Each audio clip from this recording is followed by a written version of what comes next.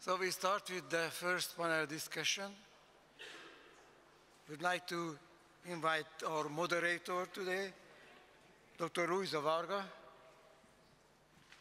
Dr. Arm Az, Associate Professor at Qatar University. Right here. Okay, good, thank you. Dr. Noor R. Monavar, Postdoctoral Research Fellow, Doha Institute. Dr. Isber Sabrine, President of the Heritage for Peace, and Dr. Anna Puskás, Assistant Lecturer, University of Public Service. Dr. Varga, the stage is yours. Thank you very much. So now we will have 45 minutes for this discussion, as we are a bit late. So first of all, I would like to ask a very short introduction about yourself and your work, and then we will go with the questions. So Amra, we will start with you. Okay. And, oh, you have my slides up as well. Well, thank you. Well, my name is Amr Al-Azam. I'm a Syrian by birth. I'm a professor of Middle East history and anthropology. I teach courses on cultural diplomacy, post-conflict reconciliation, and prevention of looting and trafficking in cultural property, amongst other courses that I teach.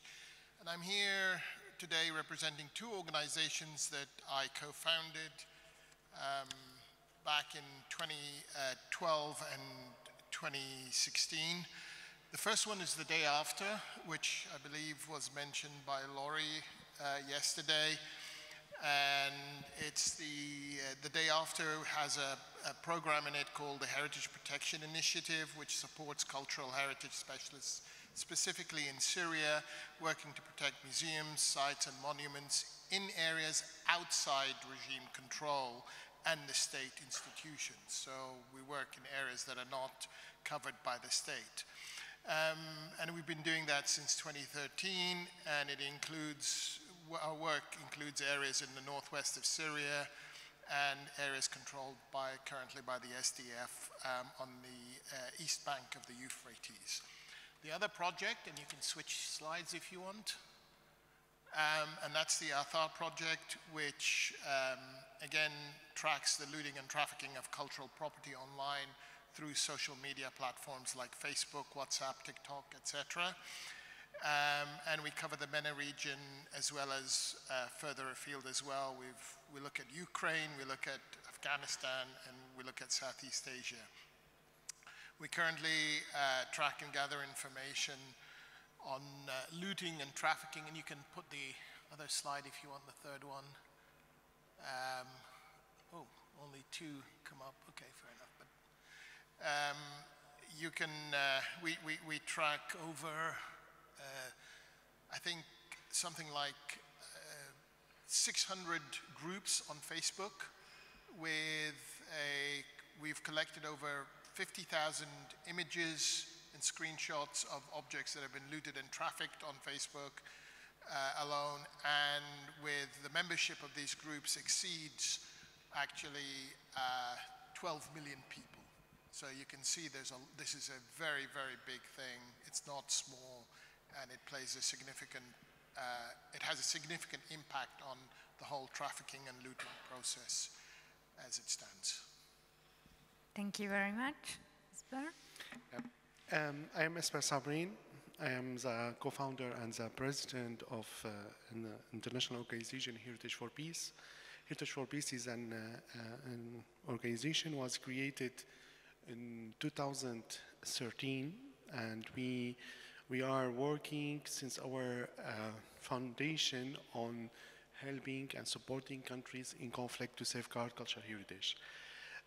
Our mission is on the use of cultural heritage for peace. We use cultural heritage as a common ground for peace building and for heritage protection. So we started our work in Syria because originally I am Syrian, but with the years we extend our work to more countries, and now we are working in Yemen, Libya, Iraq, Sudan, and recently Gaza. Just the next slide, please.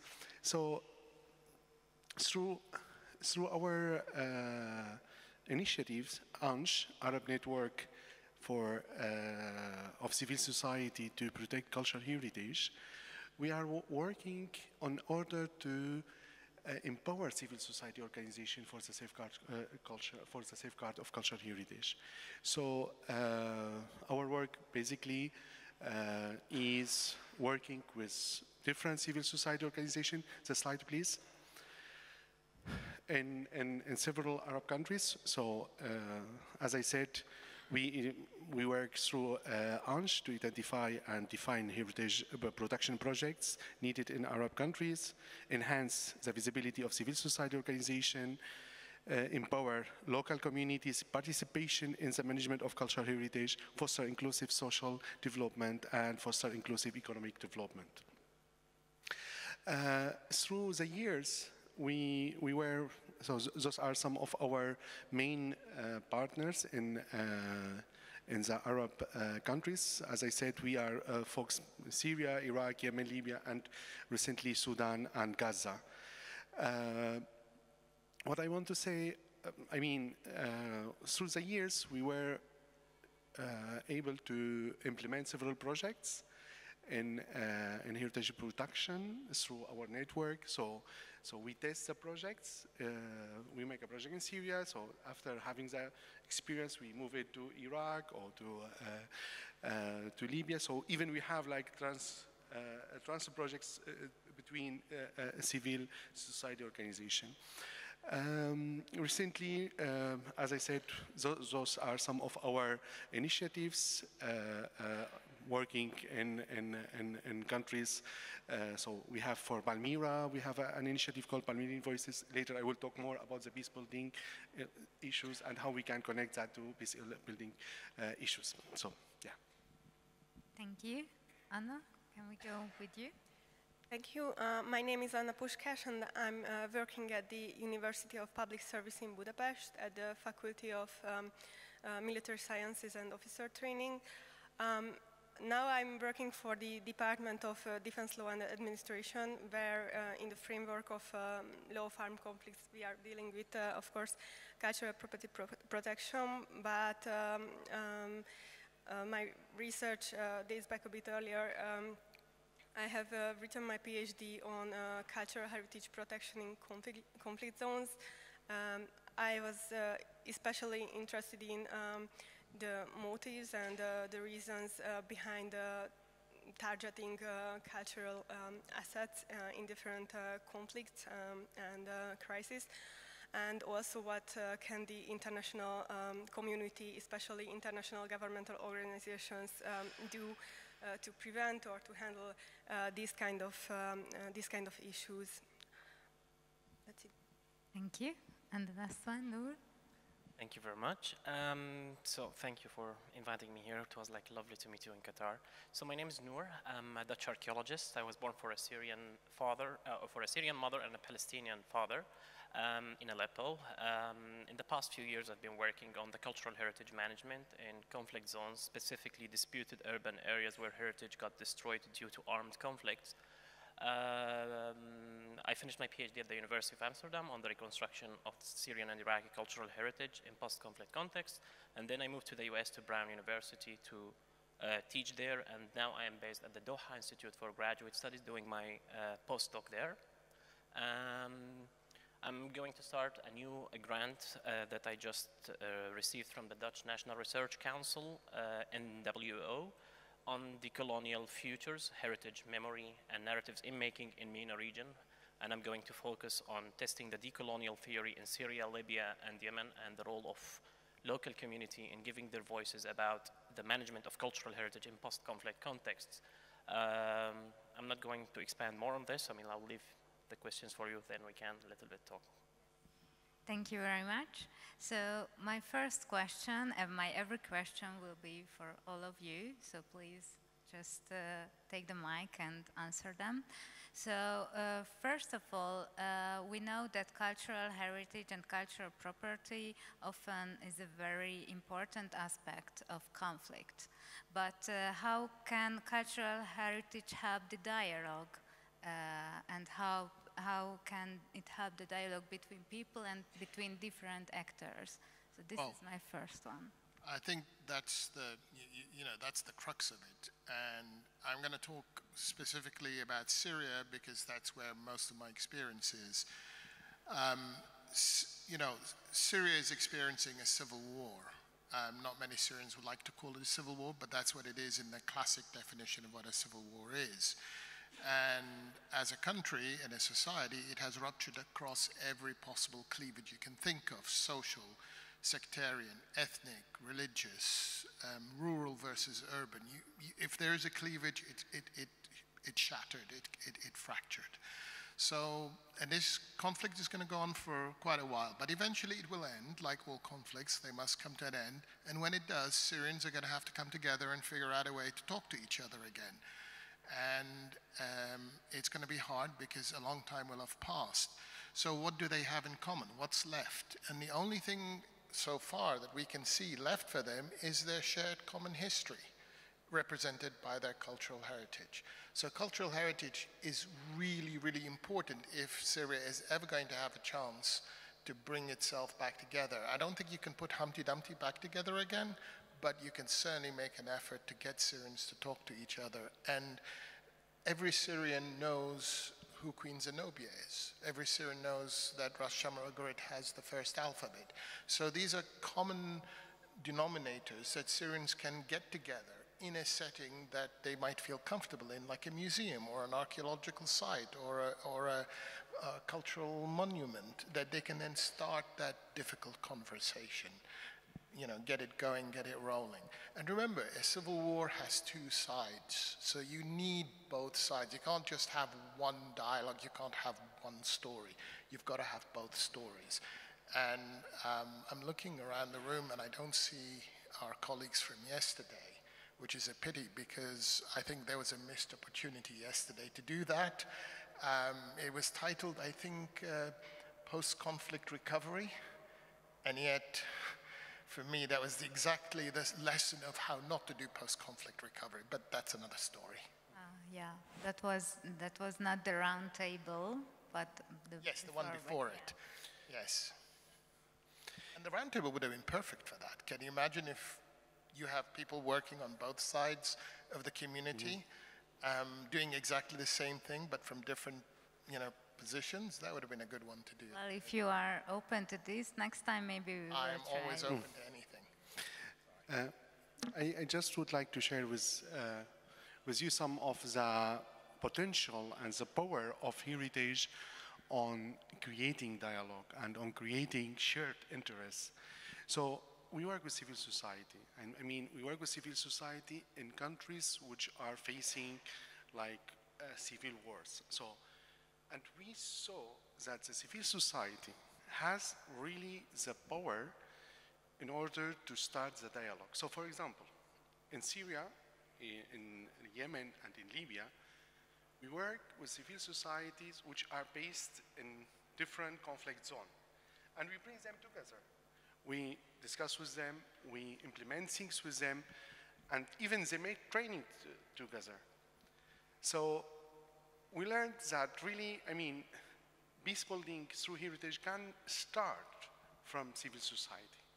And we are an organization, Heritage for Peace, so our mission is to use heritage for common ground to build peace within the using of heritage.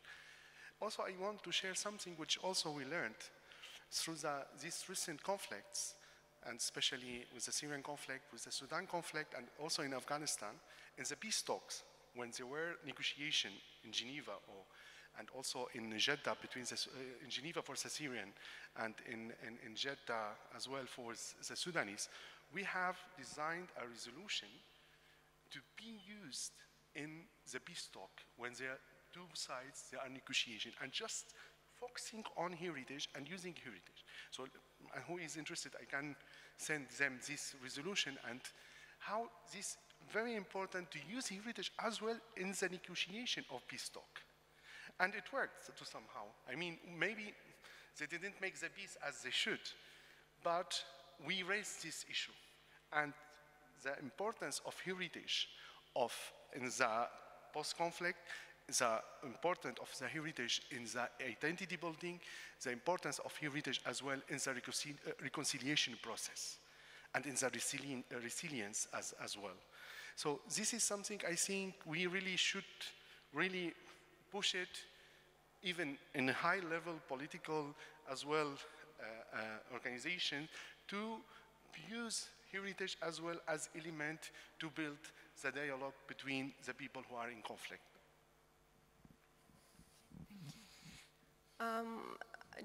To join those that have been mentioned, I would start my answer from the fact that cultural heritage can be a double-edged sword. Like as Louisa mentioned, heritage or attacks on heritage can be a driver of conflict to foster hatred or spread propaganda.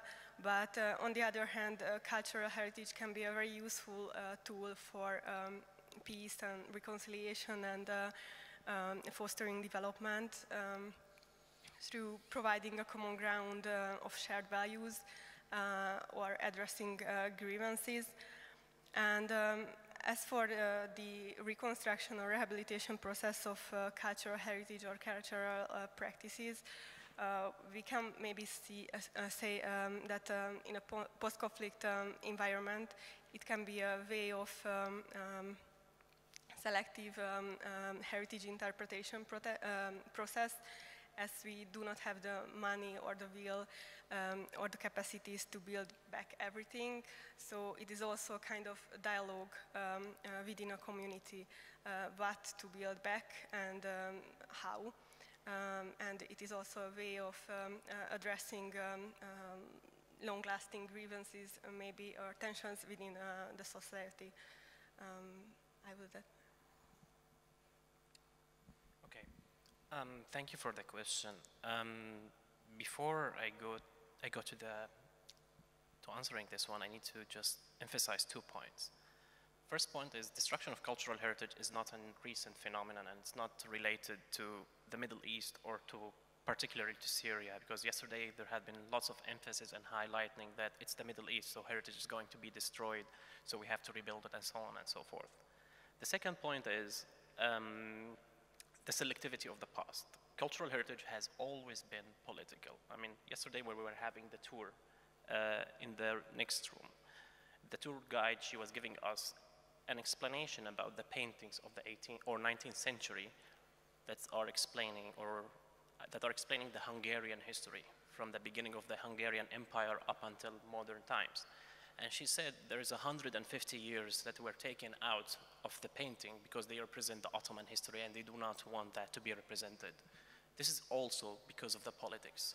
The politics are related to the management of cultural heritage, starting from the destruction, reconstruction, presentation, representation, promotion, inclusion in educational curriculum, writing a narrative about that, and therefore any cultural heritage sites, monuments, or facility have more than one narrative. Every part, every actor involved in the conflict have or has their own interpretation of the past, their own appreciation of the past. So therefore, I mean, in order to understand the conflict, we should understand how heritage has been managed before the war and why those management practices have been implemented. They were clearly implemented because, I mean, I'm not going to go through the idea that heritage or archaeology is a stepchild of colonialism and imperialism, and we inherited the practices of cultural heritage management by the colonial regime, regardless that was in Syria or in Iraq and so on and so forth. And those post-colonial regimes, they just replicated what the colonial regimes have done in the past century.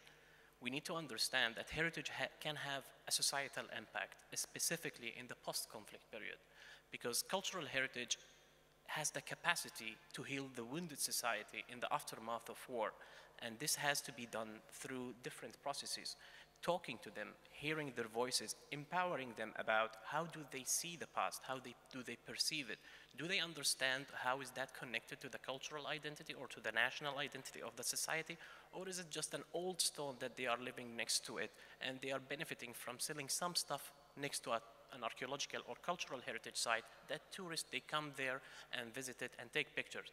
Like I grew up or I went to school for 6 or 7 years in Syria, in Aleppo, next to Aleppo Citadel. I mean, tourists, they used to come there and take pictures with me, similar to any other artifacts there, because they believe us as we are part of that cultural heritage site. But at the same time, for us as a local person, I didn't have that appreciation or understanding. What does it mean to have a cultural heritage site or a monumental building next to you?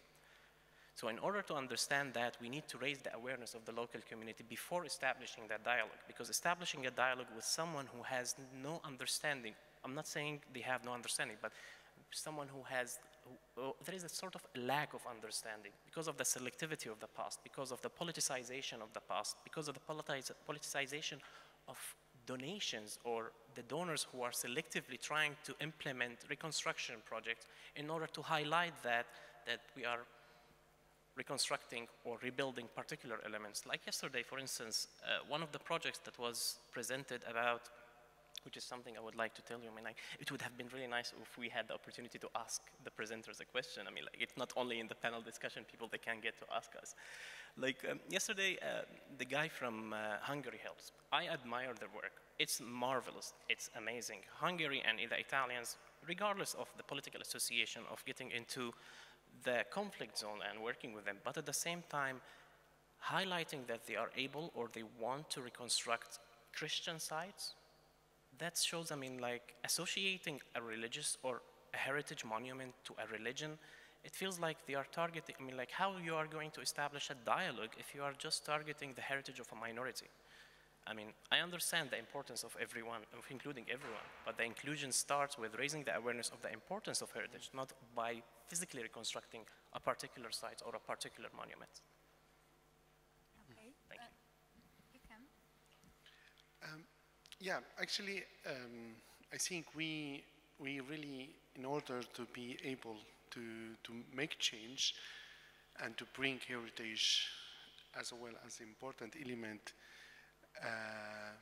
in the process of the post-conflict and recovery, we need to consider the communities. And we need really to create and to empower the relationship between the communities and the authorities. We are in Middle East and also in a lot of countries, we don't have the concept of civil society as the concept that we have in the third world of civil society is very new. And with the conflicts, we see how the people, they organize themselves and how emerged civil society. So really, I mean, look to what happened in Lebanon.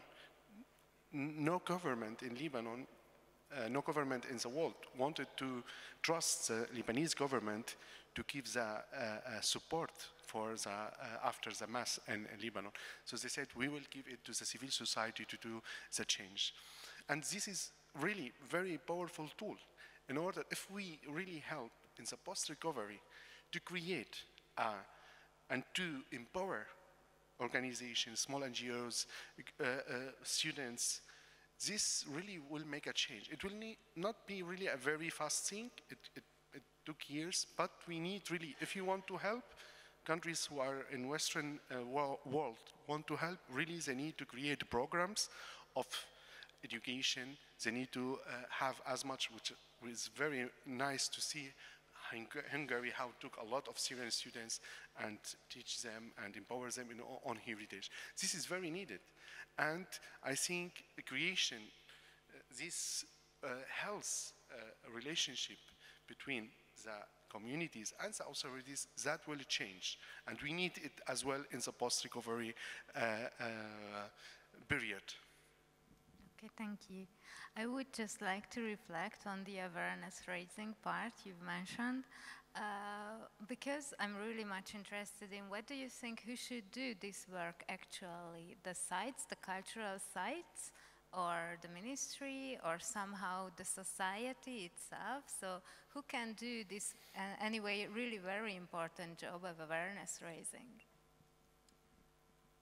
Well, to be frank, I mean, like, awareness raising is an essential part of starting any project. Usually is that the responsibility of the states in control, because the state is the curator of the national heritage of the society, and it shows the representation of heritage, representation of the national identity, and the collective memory of the society.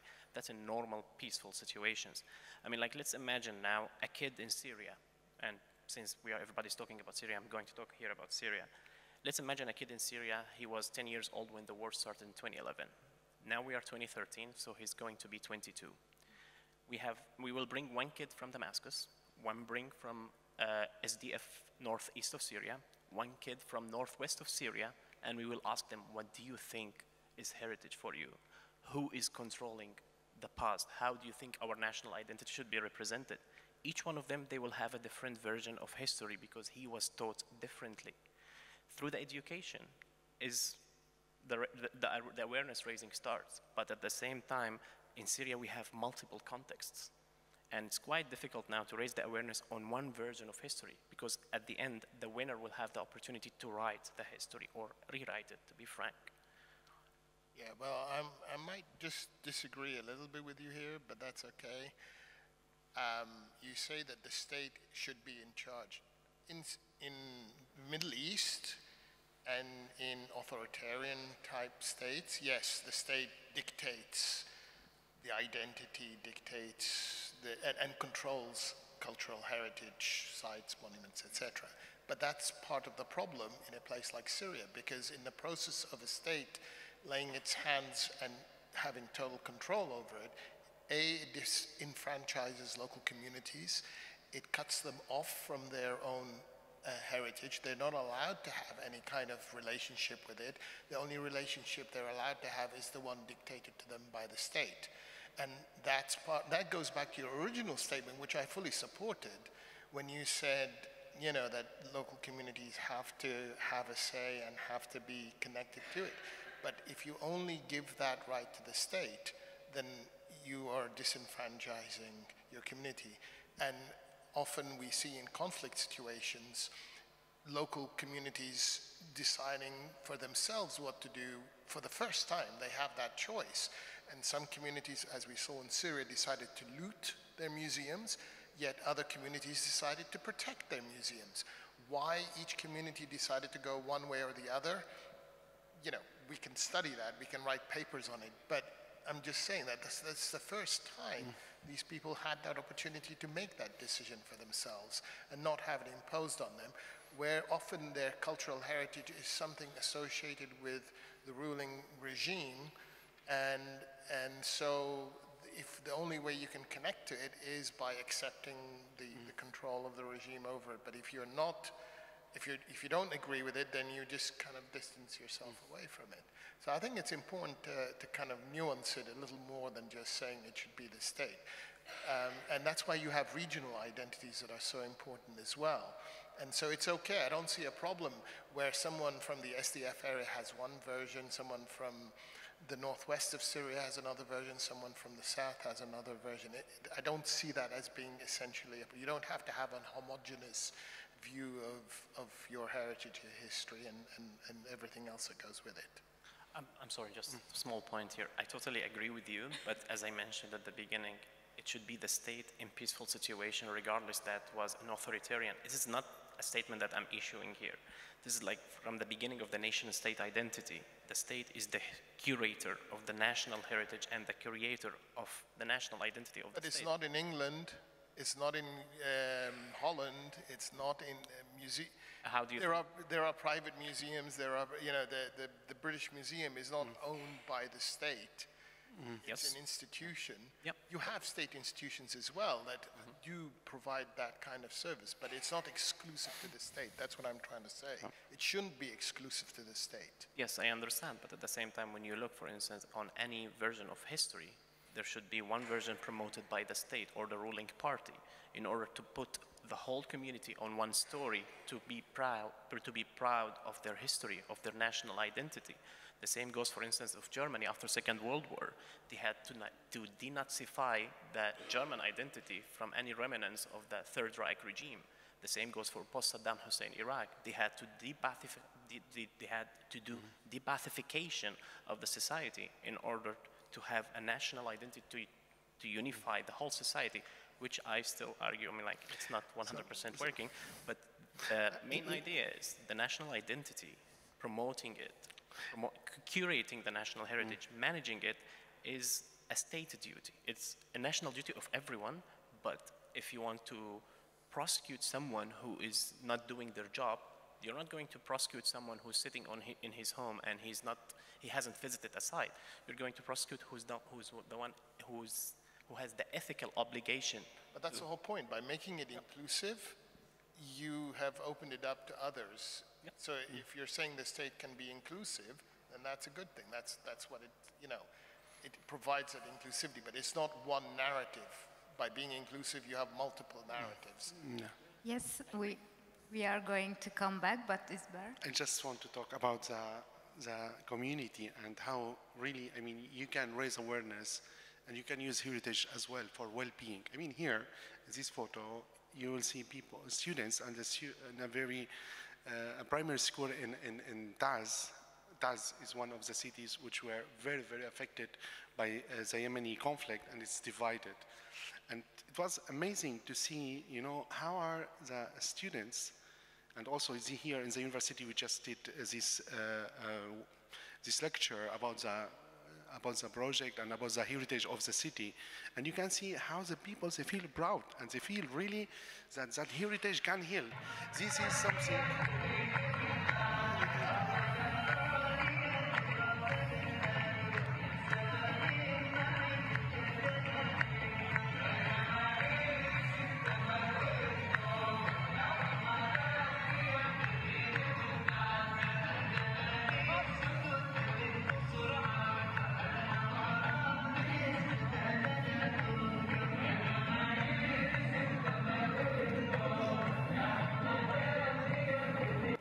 So what I want to say here, that in this video, we saw a lot of Yemenis are dancing, and the bombs and the shelling is not so far, because the city is between in the border, you know. And so you can see everyone is happy. Everyone, they don't really, I mean, they are used about the bombs, and you can see these traditional clothes, and even with this, it represents different people from the Yemeni society and Yemenis as well places. So everyone was very happy. And this is the power of heritage. In the middle of the conflict, you see the people practicing, happy, feeling proud. And this, when you really see it, this you say, I am right to do this work, because it is the power of heritage. And I think we should really do more to use the heritage on the practice of reconciliation and peace building in the recovery and during and also in the post-conflict. Thank you. I just want to have to reflect again on some points you had. So I think that yes, politics often wants to have history and wants to rule national identity and identities itself. We can see it many times in many spaces. So I think it's a very interesting and important question, what place cultural heritage can have in maintaining cultural peace. Because I think it's in a very important connection with this whole question. So what do you think about this? Say something, we've hogged the, I'm sorry. Just first, reflecting on your previous question very shortly, in my opinion, it is a shared responsibility to raise awareness of these questions. So either it comes from the bottom or from the top, the goal is the same, and it can be achieved in several ways. Of course, cultural sector can have a leading role in it. That's why I find very welcoming to organize such conferences where there's a platform for different sectors to have some kind of cooperation. And if you're talking about the role of cultural heritage in peace building or peace keeping, the most important element is also the dialogue and cooperation between different sectors. I have mainly dealt with the military dimension of this question and how the military can take a role in this. And we can see a kind of tendency that more and more international organizations and more missions are starting to deal with these questions within their mandates. If you regard NATO and especially the Kosovo force, the mission active in Kosovo since the end of the 1990s, or if you think about the EU's mission in Iraq, both of these operations or missions have among their other duties the contribution to the protection of cultural heritage. So it shows also very well that different sectors have a say in creating peace through culture, and the cooperation and common understanding between these different actors is the key, I think, to make it effective and working in the long term. I think I would emphasize identities rather than identity. In many of our countries, we have multiple identities that make up the whole, and often the conflict is about which identity should be the super identity over the others. And in a post-conflict recovery, reconciliation, stabilization, the first step is to recognize the other.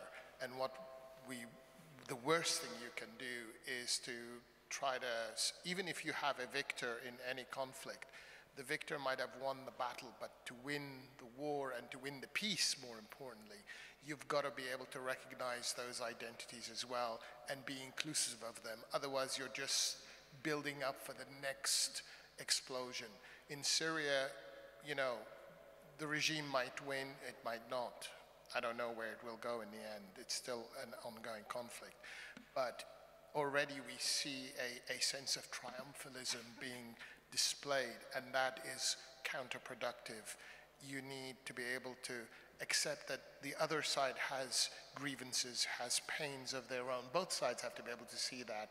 And once you start to see that, and you can then start to talk about the other issues. And that's why cultural heritage can be so important, because it can provide that neutral ground.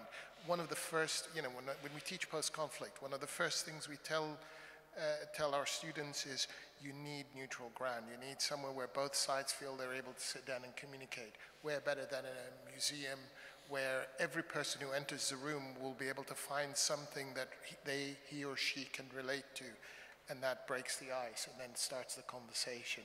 And then you can start to bring up the more painful aspects of the conflict that you've experienced. But, you know. Actually, I mean, you will see also, I mean, the connection between heritage and well-being.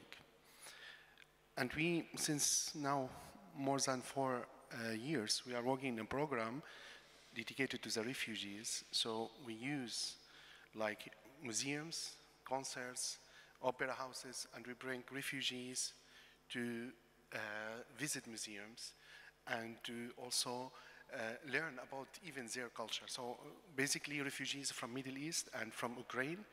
And you can see that really heritage play an important role to create community within the community. So refugees who came like with 50, 60 years to a country which they don't speak their language, its language, which they don't really can communicate with the people. That every week we make these tours and they meet together, they speak about their culture, they look to practice sometimes their traditions, they make food together. I mean, and this is really important, you know, we need really to work more on create these links between heritage and well-being. I mean, especially as well using intangible heritage and also focusing on refugees, because a lot in Syria, we have now more than 10 million are refugees. Ukraine, there are more as well than 15 million are refugees. So there are really a need to bring as well and to connect as well heritage for refugees. So I have plenty of other questions, but as we only have 5 minutes left, I would like to ask you whether you have any questions from the audience.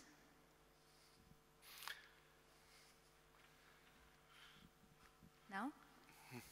Yeah, there is one. I'm giving you the mic.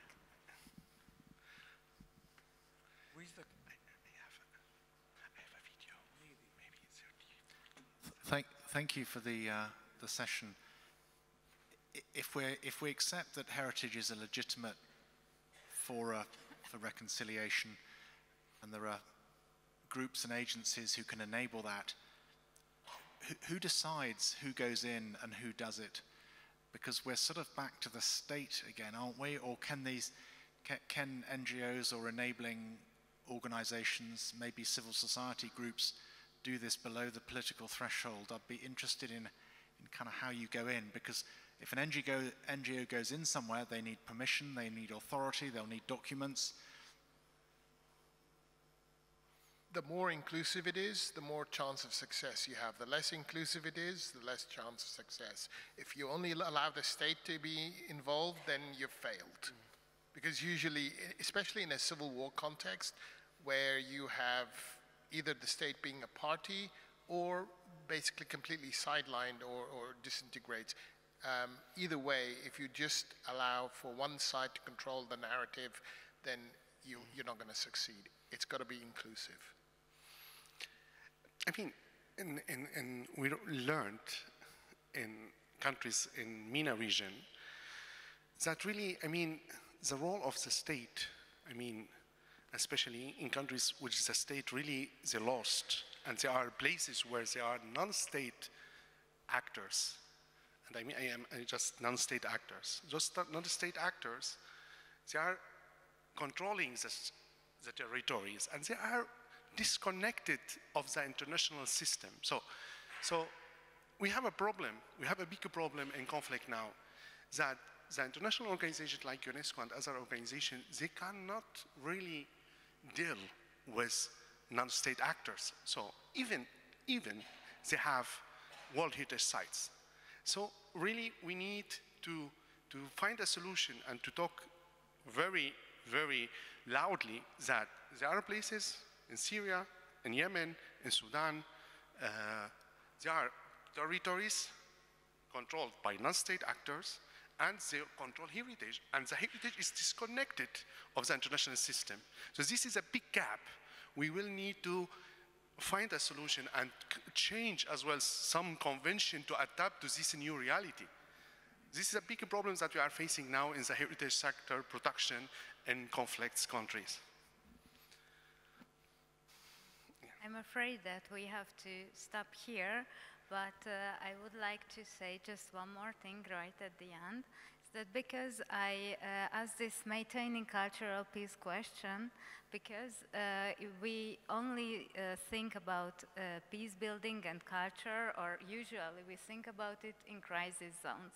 But we can see, for example, the US or Western Europe or Hungary or every country, we can see, I think, that cultural heritage has a very huge part in dialogue in every day, because people are very focused on it. Yes. So I just want to show something.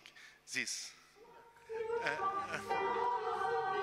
Something. One second. This concert we organized just last week, which by a song, by Ukrainian traditional song, which they are Ukrainian from the East Ukraine, West Ukraine, Russian, and Belarus singing together a traditional Ukrainian song. And this is I want to finish with this. So, thank you. Thank you. okay, thank you.